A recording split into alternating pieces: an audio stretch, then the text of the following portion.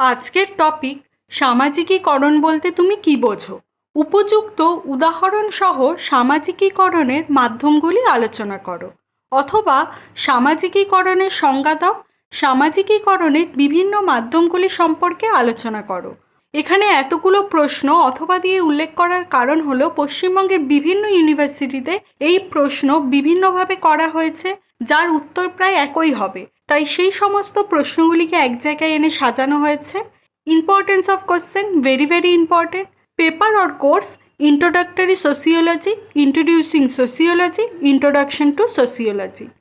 সামাজিকীকরণ হলো সেই প্রক্রিয়া যার মাধ্যমে একজন ব্যক্তি সমাজের মধ্যে জন্মগ্রহণ করে ধীরে ধীরে সমাজের মূল্যবোধ, সংস্কৃতি, রীতিনীতি, বিশ্বাস, ভাষা ও আচরণ শেখে এবং নিজেকে সমাজের একজন কার্যকরী সদস্য হিসেবে গড়ে তোলে।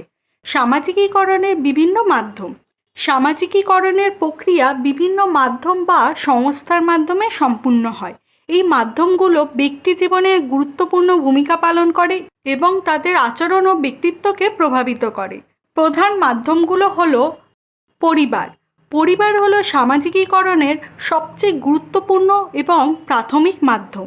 একজন শিশু জন্ম থেকে তার পরিবারের সদস্যদের কাছ থেকে ভাষা, আচরণ, মূল্যবোধ এবং নিয়মকানুন শেখে। পরিবারে শিশুরা ভালোবাসা, স্নেহ, সহযোগিতা এবং ভাগ করে নেওয়ার মতো সামাজিক গুণাবলী অর্জন করে। এটি শিশুর ব্যক্তিত্ব গঠনের ভিত্তি স্থাপন করে। উদাহরণ: একটি শিশু তার বাবা মা বা পরিবারের অন্যান্য সদস্যদের কাছ থেকে ভাষা বলতে, খাবার খেতে এবং অন্যদের প্রতি আচার ব্যবহার করতে শেখে। শিক্ষা প্রতিষ্ঠান। শিক্ষা প্রতিষ্ঠান যেমন স্কুল, কলেজ এবং বিশ্ববিদ্যালয় হলো সামাজিকীকরণের একটি অন্যতম গুরুত্বপূর্ণ মাধ্যম। এখানে শিশুরা সমাজের আরও বৃহত্তর অংশের সাথে পরিচিত হয়। তারা নিয়মানুবর্তিতা, সহযোগিতা, প্রতিযোগিতা এবং সহনশীলতা শেখে। শিক্ষকরা এখানে নতুন ধারণা এবং দক্ষতা শেখাতে সহায়তা করে। উদাহরণ: স্কুলের শিক্ষার্থীরা শৃঙ্খলাবদ্ধ হতে, সময় মেনে চলতে এবং তাদের সহপাঠীদের সাথে মিলেমিশে কাজ করতে শেখে। Peer group. পিয়ার গ্রুপ হলো সমবয়সী বন্ধুবান্ধব বা সহপাঠীদের একটি গোষ্ঠী। এটি কিশোর কিশোরীদের সামাজিকীকরণের একটি গুরুত্বপূর্ণ মাধ্যম। সমবয়সী বন্ধুদের সাথে মেলামেশা করে শিশু নতুন নতুন আচরণ ও চিন্তাধারা গড়ে তোলে। উদাহরণ: বন্ধুরা একে অপরের পোশাক, ভাষা ও শখে প্রভাব ফেলে। গণমাধ্যম। গণমাধ্যম যেমন টেলিভিশন, ইন্টারনেট, সংবাদপত্র এবং সোশ্যাল মিডিয়া বর্তমানে সামাজিকীকরণের একটি শক্তিশালী মাধ্যম। গণমাধ্যম সমাজের সংস্কৃতি, মূল্যবোধ এবং আদর্শ সম্পর্কে ধারণা দেয়। উদাহরণ: সিনেমা দেখে কিশোররা নায়ককে অনুসরণ করে। সামাজিক মাধ্যমের কন্টেন্ট দেখে নতুন সংস্কৃতি গ্রহণ করে। ধর্ম। ধর্ম মানুষের জীবনে মূল্যবোধ, নৈতিকতা এবং বিশ্বাস গঠনে গুরুত্বপূর্ণ ভূমিকা রাখে। ধর্মীয় প্রতিষ্ঠানগুলো মানুষের মধ্যে সঠিক বেঠিকের ধারণা তৈরি করে এবং মানুষের আচরণকে নিয়ন্ত্রণ করে। উদাহরণ: একজন ব্যক্তি ধর্মের নির্দিষ্ট নিয়মকানুন এবং নৈতিকতা সম্পর্কে ধারণা লাভ করে। উপসংহার: সামাজিকীকরণ একটি জটিল এবং ধারাবাহিক প্রক্রিয়া যা ব্যক্তি ও সমাজ উভয়ের জন্যই অপরিহার্য। পরিবার থেকে শুরু করে শিক্ষা প্রতিষ্ঠান, পিয়ার গ্রুপ, গণমাধ্যম এবং ধর্মীয় প্রতিষ্ঠান, এই মাধ্যমগুলো সম্মিলিতভাবে একজন ব্যক্তিকে সামাজিক জীব হিসেবে গড়ে তোলে। এই মাধ্যমগুলোর প্রভাব বিভিন্ন সমাজে ভিন্ন হতে পারে, কিন্তু প্রতিটি মাধ্যমই ব্যক্তির ব্যক্তিত্ব এবং সামাজিক অংশগ্রহণের ক্ষেত্রে মৌলিক ভূমিকা পালন করে। আমি এখন কিছু গুরুত্বপূর্ণ কথা বলবো, তাই ভিডিওটা শেষ অবধি দেখো। আমি যেই টপিকটা ভিডিওতে দেখালাম সেটা আরও ভালো মতো বোঝার জন্য বা জানার জন্য আমার ভিডিওর পাশাপাশি কোনো একটা ভালো স্টাডি মেটেরিয়াল ফলো করো। সেটা টেক্সট বুক হতে পারে, কোনো অনলাইন রিসোর্স হতে পারে, যা খুশি। এছাড়া আমি যেই উত্তরটা ভিডিওতে দেখালাম সেটা মেন পয়েন্টগুলোকে তুলে ধরার চেষ্টা করলাম। প্রশ্নের মান ও ধরন অনুযায়ী কিন্তু উত্তর লিখতে হবে, তাই তুমি ভিডিওতে দেখানো মেন পয়েন্টগুলো থেকে ধারণা নিয়ে নিজের মতো নোটস বা অ্যান্সার বানিয়ে উত্তর করতে পারো। এছাড়া আরেকটা উপায় তুমি করতে পারো, তুমি এই কোশ্চেন বা যে কোনো সোসিওলজি কোশ্চেনের জন্য আমার পেইড ভার্সন নিতে পারো।